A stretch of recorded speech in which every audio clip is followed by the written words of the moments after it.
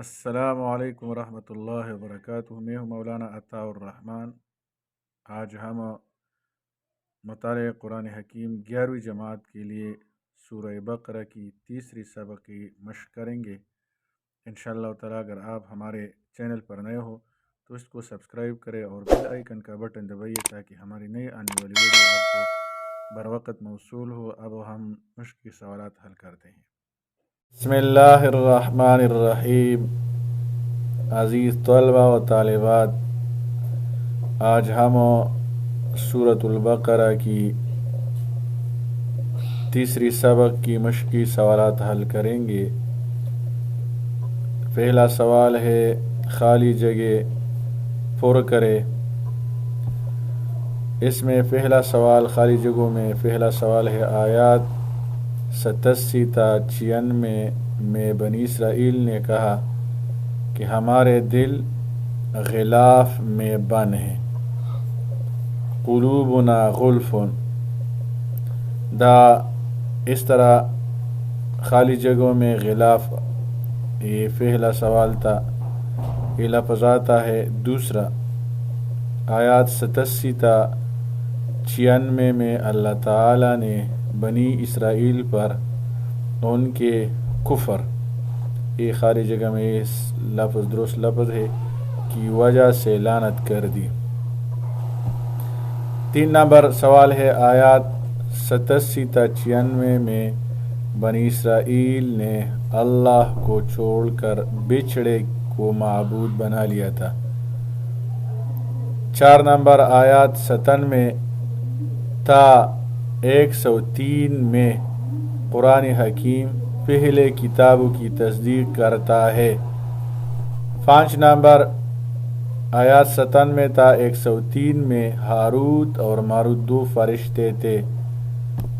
6 number آیات 113 تا 121 میں آپ صلی اللہ علیہ وسلم کو حق کے ساتھ خوشخبری دینے والا اور ڈر سنانے والا، وبالحق بشیرا و نذیرا والا بنا کر بھیجا گیا ہے۔ 7 نمبر آیات 113 تا 121 میں یہود اور نصارہ آپ صلی اللہ علیہ وسلم سے اس وقت تک راضی نہیں ہوں گے جب تک آپ صلی اللہ علیہ وسلم ان کی ملت کی پیروی نہ کرے۔ تو یہ تھا ہمارا پہلا سوال۔ دوسرا سوال ہے مندرجہ سوالات کے جوابات دیجیے۔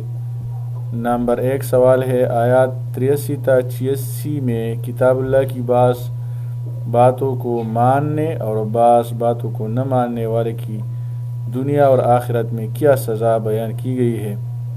جواب: کتاب اللہ کی بعض باتوں کو ماننے اور بعض کو نہ ماننے والے کی دنیا میں رسوائی ہوگی اور آخرت میں سخت ترین عذاب ہوگا۔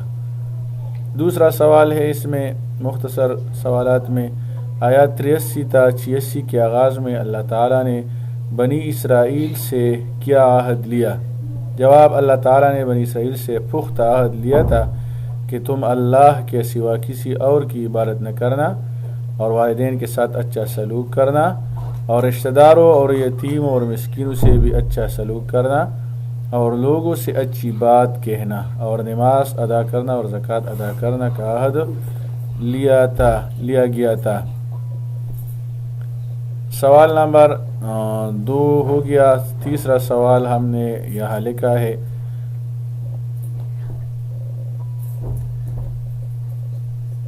تیسرا سوال ہے آیات 87 تا 96 میں موت کے حوالہ سے بنی اسرائیل کی کس روش کا تذکرہ کیا گیا ہے؟ جواب: نبی کریم صلی اللہ علیہ وسلم کو اللہ کی طرف سے فرمایا گیا کہ آپ صلی اللہ علیہ وسلم ان بنی اسرائیل کو کہہ دیجئے کہ اگر اللہ کے ہاں آخرت کا گھر صرف تمہارے لیے ہی مخصوص ہے پھر موت کی تمنا کرو اگر تم سچے ہو تو موت کی تمنا کرو۔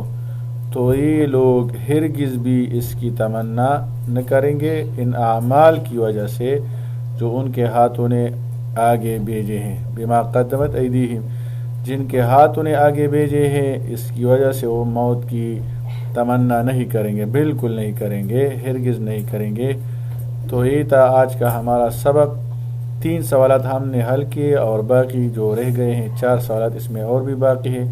اگلی ویڈیو کے ساتھ ہم پھر حاضر ہوں گے انشاءاللہ تعالیٰ، ان سوالات کو حل کریں گے۔ اللہ تعالیٰ عمل کرنے کی توفیق عطا فرمائے۔